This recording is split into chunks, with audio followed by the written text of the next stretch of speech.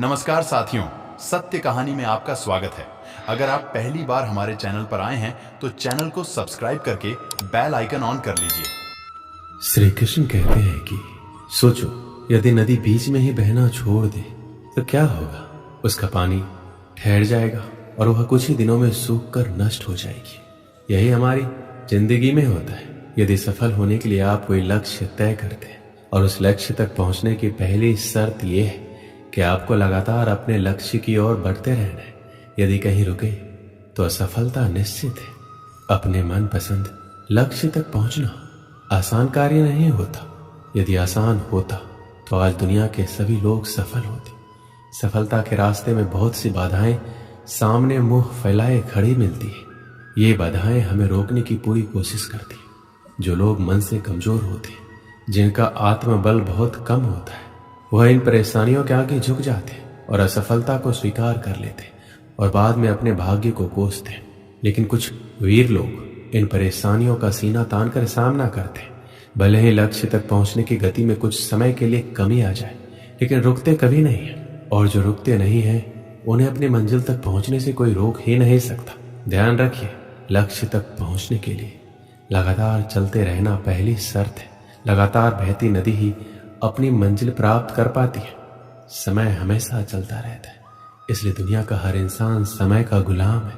हवा हमेशा चलती रहती है, कभी कम रफ्तार से तो कभी तेजी से, लेकिन रुकता कभी नहीं है। इसलिए दुनिया के किसी भी जीव का जीवन हवा के बिना संभव ही नहीं है। संपूर्ण ब्रह्मांड, जिसमें अरबों गैलेक्सी, खरबों तारे हैं और अनगिनत ग्रह, सभी चलते हैं, कभी रुकते नहीं है। प्रकृति का नियम है, जो रुक गया उसका असफल होना या नष्ट होना तय है। यदि आप अपने लक्ष्य को प्राप्त करना चाहते हैं तो आज से ही अपनी कमर कस लीजिए और खुद से वादा कीजिए कि रुकना कभी नहीं है। सोचो कि जो लोग अपना लक्ष्य केवल इसलिए छोड़ देते हैं कि इसके लिए चलना बहुत पड़ेगा, इससे ज्यादा बड़ी असफलता कोई नहीं हो सकती। क्योंकि सफलता और असफलता तो बाद की बात है। खुद को बिना प्रयास के असफलता की ओर धकेल देना, इससे बुरा कुछ नहीं हो सकता। आपका दिल आपका सबसे बड़ा दोस्त है। वह आपके लिए हमेशा धड़कता है ताकि आप अपनी मंजिल प्राप्त कर सकें। आपके शरीर के खून की हर एक बूंद हमेशा चलती रहती है, कभी नहीं रुकती। किसके लिए? केवल आपके लिए। आपके शरीर के बहुत से अंग हमेशा चलते रहते और संदेश देते रहते। लगातार चलना ही सफल जीवन है। आपके कान हमेशा सुनते हैं, आपकी आंखें हमेशा देखती हैं। किसके लिए? केवल और केवल आपके लिए, ताकि आप सफलता की ओर हमेशा बिना रुके बढ़ते रहें। श्री कृष्ण कहते हैं, सबसे पहले ये जान लेना जरूरी है कि दुनिया में कोई भी व्यक्ति अकेले के दम पर कोई सफलता प्राप्त नहीं कर सकता। यदि किसी व्यक्ति को सफलता मिली है, फिर चाहे वो खुद की सफलता हो, लेकिन उस व्यक्ति की सफलता के पीछे बहुत से लोगों का हाथ होता है। वो चाहे उसके परिवार का हो, उसके रिलेटिव या कोई अनजान व्यक्ति हो। प्रकृति का यह नियम है कि जिस व्यक्ति ने जितनी बड़ी सफलता हासिल की है, उसके पीछे उतने ही ज्यादा लोग उसकी सहायता कर रहे थे, और जितनी छोटी सफलता हासिल की है, उसके पीछे उतने ही कम लोग उसकी सहायता कर रहे थे। जीवन में हर कोई सफलता पाना चाहता है, लेकिन सफलता पाने के लिए व्यक्ति में कुछ अच्छी आदतों का होना बहुत जरूरी है। व्यक्ति में कुछ आदतें ऐसी भी होती हैं जो आपके सफलता के रास्ते में आड़े आ सकती है। यदि आप भी पाना चाहते हैं जीवन में सफलता, तो इन 5 आदतों को आज ही छोड़ें। पहली आदत है हर काम में परफेक्ट होने की चाहत। जो लोग जीवन में असफल होते हैं, ये अपने मन मुताबिक काम नहीं करते। उनकी सोच ये होती है कि जब तक हम परफेक्ट नहीं हो जाते, तब तक ये काम हम शुरू नहीं करेंगे। इसके विपरीत जो लोग सफल होते हैं, वो कभी भी पूर्णता के पीछे नहीं भागते। वो काम करते करते परफेक्ट हो जाते हैं। आपने कई लोगों को कहते सुना होगा कि हमेशा अपने गोल पर फोकस करो, लेकिन क्या सिर्फ गोल पर फोकस करने से आप सफल हो पाएंगे? यदि आप जीवन में सफल होना चाहते हैं, तो आपको सिर्फ गोल पर फोकस करने की अपनी आदत को छोड़ना होगा। एक बार गोल डिसाइड करने के बाद आपको अपने गोल तक पहुंचने के लिए उसके कार्य योजना पर भी काम करना होगा। जब आप कार्य योजना पर सही तरीके से काम करते हैं, तो आप अपने गोल तक पहुंचने में सफल हो पाएंगे। कई लोग अपना मनपसंद काम इसलिए शुरू नहीं कर पाते क्योंकि उन्हें असफलता का डर होता है। लोग अधिकतर ये सोचकर शुरुआत ही नहीं कर पाते, यदि हम असफल हो गए तो लोग क्या कहेंगे। हम कभी भी किसी काम में सीधे सफल नहीं हो सकते। यदि हम असफलता के डर से नया काम करना शुरू ही नहीं करेंगे, तो कभी सफलता का स्वाद चख नहीं पाएंगे। हमारे असफलता का एक बड़ा कारण होता है, हम फैसले अपनी प्राथमिकता के हिसाब से नहीं, बल्कि लोगों के हिसाब से लेते हैं। मान लीजिए कोई छात्र आर्ट्स लेना चाहता है, लेकिन उसके परिजन उसे विज्ञान लेने के लिए कहते। कारण सिर्फ एक है, लोग क्या कहेंगे। यदि आप जीवन में सफलता प्राप्त करना चाहते हैं तो लोगों के हिसाब से नहीं, अपने गोल के हिसाब से फैसले लीजिए। लोग कई बार भावनाओं में बहकर निर्णय लेते या काम करते, ऐसे में उनके असफल होने की संभावना ज्यादा होती। यदि हम अपने जीवन में सफल होना चाहते हैं तो कभी भी भावनाओं में बहकर निर्णय मत लीजिए। यदि आप भावनाओं के आवेश में हैं और आपको निर्णय लेना पड़ रहा है तो ऐसे में निर्णय मत लीजिए। निर्णय तभी लेना चाहिए जब आप पूरी तरह से स्थिर हैं। इस परिस्थिति में आप उस पर पूर्णतः विचार कर सकते हैं और आपके सफल होने की संभावना बढ़ जाती है। सफल व्यक्ति दृढ़ता से सपनों पर डटे रहते। जिन लोगों ने भी सफलता पाई है और वह जहां पर भी है वह महज इत्तेफाक नहीं, उन्होंने एड़ी से लेकर चोटी तक का जोर लगाया और अपने सपनों को पाने की जिद पर डटे रहे। हर उस चीज का अभ्यास किया है जो अपने सपनों तक पहुंचने के लिए जरूरी है। अपने फौलादी इरादों, चट्टानों से धैर्य और कड़ी मेहनत से उन्होंने अपने सपनों को हकीकत में बदला है। आपके सपने भी आपका इंतजार कर रहे हैं, उन्हें पूरा करें, समय बर्बाद ना करें। एक भिखारी रेलवे स्टेशन पर रहता था। वह रोज ट्रेन में चढ़ता और एक स्टेशन से दूसरे स्टेशन तक जाता था। रास्ते में वह ट्रेन में बैठे यात्रियों से भीख मांगता। कभी उसे पैसे मिलते, कभी नहीं मिलते थे।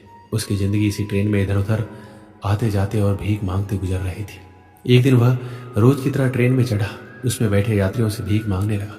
वह एक कंपार्टमेंट से दूसरे कंपार्टमेंट में घूम रहा था। तभी एक कंपार्टमेंट की कोने की सीट पर उसे सूट बूट पहना एक व्यक्ति दिखाई पड़ा। वह व्यक्ति काफी अमीर लग रहा था।